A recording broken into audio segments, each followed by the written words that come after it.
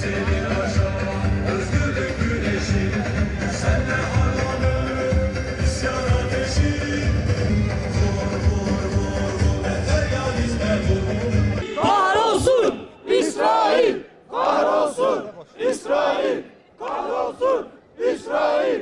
Hamas'a selam, direnişe devam. Hamas'a selam, direnişe devam. Hamas'a selam, direnişe devam. Bismillahirrahmanirrahim. Yaklaşık 100 ile yakındır Siyonist işgalci çetelerin Filistin'e yönelik uygulamış oldukları ablukanın neticesinde Filistinliler kendi topraklarını korumak, kendi vatandaşlarının canlarını muhafaza etmek ve ümmetin namus ve şerefi olan Mescid-i Aksa'yı koruma neticesinde Aksa tufanını başlatmıştılar. Biz buradan bu hareketi başlatan mücahit kardeşlerimizi selamlıyoruz, kendilerini destekliyoruz. Sonuçta bu kardeşlerimiz durup dururken böyle bir hareketi başlatmadılar. Yıllardır bir ambargonun içerisindeydiler. Kapıları kapatılmış, kendilerine enerji verilmiyor, gıda verilmiyor, sağlık hizmetleri durmuş noktaya gelmişti. Bunun neticesinde de bu kardeşlerimiz en azından her gün o acıyı yaşayacaklarına bir defa da başları dik bir şekilde böyle bir hareketi başlattılar. Tabii biz bu hareketi destekliyoruz. Neden? Çünkü bu kardeşlerimiz haklılar. Cenab-ı Allah buradan şehitlerimize rahmetiyle muamele eylesin. Yaralı olan kardeşlerimize de acil şifalar da bulunuyoruz. Son günlerde özellikle sosyal medyada bu hareketle ilgili çok kirli haberler yer alıyor.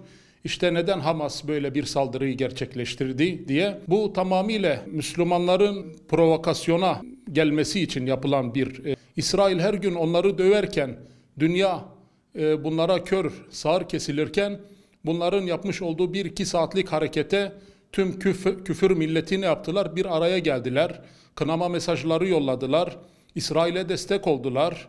Ellerinden gelen her türlü imkanı İsrail'e seferber ettiler. Ama maalesef Müslümanlardan sadece cılız 1-2 tane açıklama geldi, kınama geldi. Yani bu kınamalar yetmiyor, açıklamalar yetmiyor. Artık Müslümanların bir an önce bir harekete, bir aksiyona geçmesi gerekir ki 1,5-2 milyar Müslüman olmakla övünüyoruz. Karşımızda 7-8 milyonluk bir İsrail var ve bizler maalesef bu kadar çoğunluk olmamıza rağmen Müslüman ülkeleri olarak bir türlü böyle bir hareketin içerisine geçip İsrail'i susturamıyoruz. Bismillahirrahmanirrahim. Ülkemizde olduğu gibi İslam aleminin bir kısmında da Mescid-i Aksa olayı, Filistin olayı sanki bir ırk olayıymış gibi, sadece bir ırkın meselesi, toprak meselesiymiş gibi bir bilinçli bir Siyonizm algısı yapılmaktadır. Yani buradan bizim Müslümanlara şunu söylememiz lazım. Mescid-i Aksa meselesi, Aksa, Filistin meselesi sadece Arapların, sadece Kürtlerin, Türklerin, diğer kavimlerin meselesi değil. Bu Allahu Teala'nın bize emanet ettiği kutsal bir beldedir. Peygamber de orayı bize gösteriyor. Hazreti Ömer de bize orayı gösteriyor. Selahaddin Eyyubi de bize orayı gösteriyor. Yani bize emanet ettiği göz nurumuz gibi bakmamız gereken bir beldedir. İslam ümmetinin en önemli meselelerden biridir. Bizim de bu noktada hem tarihi iyi okumamız lazım, hem bu beldenin kutsallığı nereden geliyor? Bizim bunu çok çok iyi bilmemiz lazım. Yani bizim için Peygamber Efendimizin miraca yükseldiği yer, Hazreti Ömer'in fethettiği bir yer, Selahaddin Eyyubi'nin gece gündüz uyumadığı, gülmediği, tebessüm etmediği yerlerden biriyken bugün maalesef içimizde kendi Müslüman adedenler bunu ya bize ne gibi cümleler kurabiliyor. Bu hem oradaki mücahitleri, hem oradaki Müslümanları, hem de ciddi bu noktada duyarlı olan insanları üzüyor. Biz bu olaya sadece Hamas'ın bir örgüt meselesi olarak baksak biz bu olayı hiç anlamamışız demektir. Bu mesele 1948'den beri, yani bugün olayı değil, İsrail Hamas bu eylemi gerçekleşti. Mesela zaten adamı açık bir cezaevine hapsetmiş, gıdasını, suyunu, elektriğini istediği gibi kesiyor, istediği gibi müdahale edebiliyor ve bu insanları bir nevi açlıkla terbiye etmeye çalışıyor. Yani bu adamlara siz niye tepki gösterdiniz, siz niye eylem yaptınız, siz niye İsrail'e karşı füze fırlatıyorsunuz deme cüretinde bizim bulunmamamız lazım. Bismillahirrahmanirrahim. İsrail her sene farklı günlerde, farklı aylarda katliamına devam ediyor, işkencesine devam ediyor, Müslümanları öldürmeye devam ediyor. Ve bunu yaptıkça biz sivil toplum örgütü olarak Biz de meydanlara inip açıklama yapıyoruz, protesto ediyoruz, eylem yapıyoruz, slogan atıyoruz. Diyor ki Siyonist, ben gene katliama devam edeyim, sen eylem yap.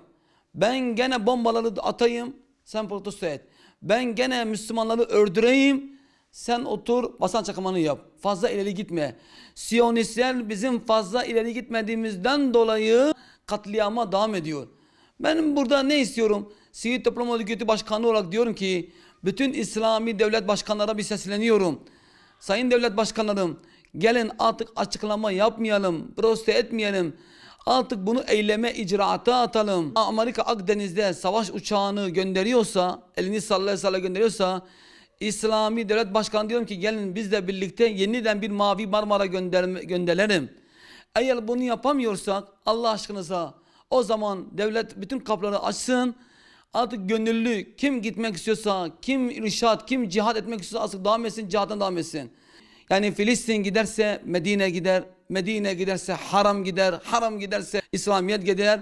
Hani Peygamber Efendimiz sallallahu aleyhi ve sellem diyor ki sallallahu aleyhi ve sellem, diyor Müslümanlar, Yahudiler birbirine savaşacaklar ve savaş olduğu zaman gidip Müslümanlara destek vereceksiniz ve Müslümanlar galip gelecekler. Belki gün bugündür. Sosyal medyada belki Hamas eleştiriliyor. Hamas neden birdenbire bu savaşa yeltendi diye bir eleştiri alıyor. Ama kimse Hamas'ın orada Müslümanların gözlerinde katlediğini görmediğinden dolayı Hamas eleştiriliyor.